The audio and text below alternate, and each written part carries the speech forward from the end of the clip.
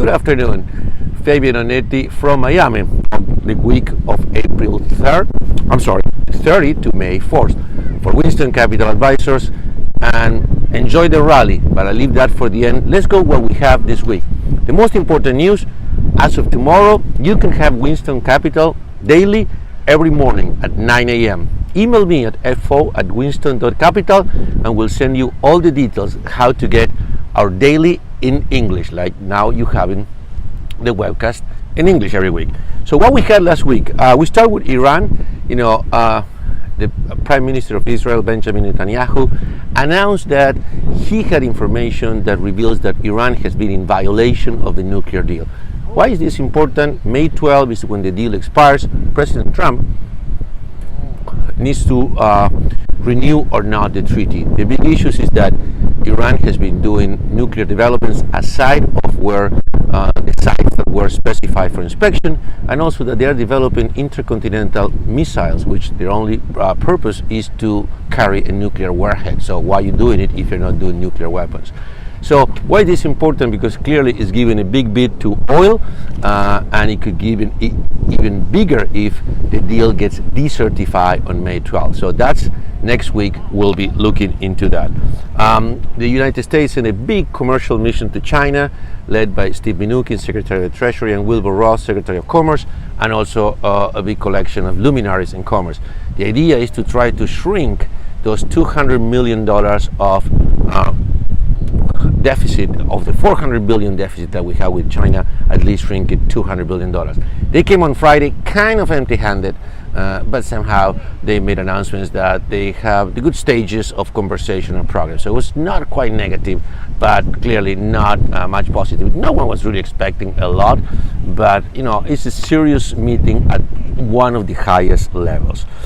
Apple reported, and this is like the third time that it happens. All the naysayers keep talking about rumors about Apple not doing so well, the guys who sell the semiconductors, whatever, not having the demand. However, they reported 53 million new phones, which was in line with expectations. It's very good. They had an increment. The revenue was up, 14%, which was higher than expected. So leading to people think that the iPhone X is selling really, really well. On top of that, they announced a $100 billion of share buyback and a 16% increase in dividend. The stock rallied, and it was about to do the all-time high when it came out on Friday that Uncle Warren, like in Warren Buffett, bought 85 more million shares of Apple.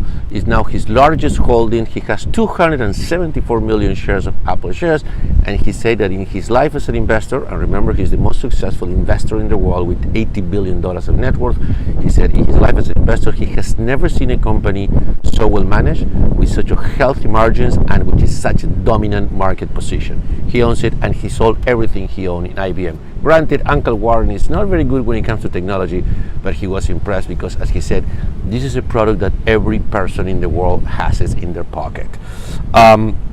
We had a meeting with the Fed. No one expected much.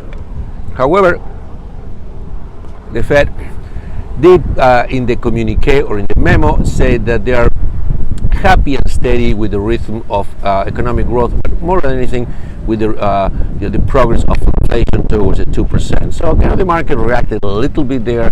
We keep getting a very flat yield curve, and one of the trades that is not working for us is the banks. The banks are again down for the year because the flatter the curve, the less money they make, and this curve is getting really, really flat. I mean, we have the 10-year is hovering around the 3%. It's 296, but the issue is like the 2-year is at 240. So now you get pay 240 for 2 years. Why invest at 10 years for 290? The difference is very, very small. So clearly their Tesla reported kind of in line, but we had a big nasty surprise. The chairman, Elon Musk, really mistreated the analysts with comments like, that's a bonehead question, I have no interest to answer all that.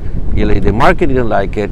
When CEOs respond like that, you start suspecting that you're not getting the full story and the full picture. Stock went down, and we'll see what happens next. Another company that reported was Spotify. reported below what's expected. We're looking into the stock. We like it. We don't know if we're going to buy it yet because we need to understand better the model. One of the problems with Spotify, they have 74 million paying clients. That's very good. But they have like 160 non-paying clients for free. And for those clients that don't pay, they have still to pay music royalties to whoever makes the music. So that creates a problem, and they yet have not ramped up the advertising to pay for that. I think eventually they will. It could be successful. We'll look more into that to understand that business model. Spotify is the dominant music streaming player in the world.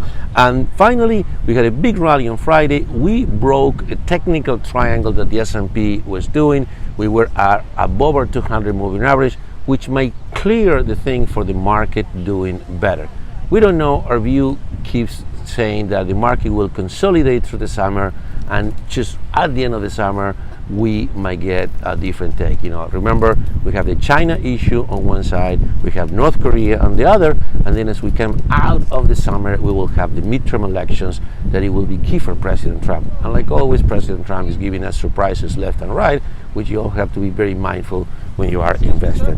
For just next week, very quickly, we have a lot of reporting, nothing super in terms of reporting. CPI and PPI will be very important. Wholesale inflation, consumer inflation, and the other thing that, barrels, there was not a lot to talk about. Exxon and the energy stocks that reported so stocks are kind of nothing much, so not really a lot to talk about. Again, remember, Winston Capital now is going daily in English at 10 a.m. every day. If you have an interest, FO at Winston. Have a great week.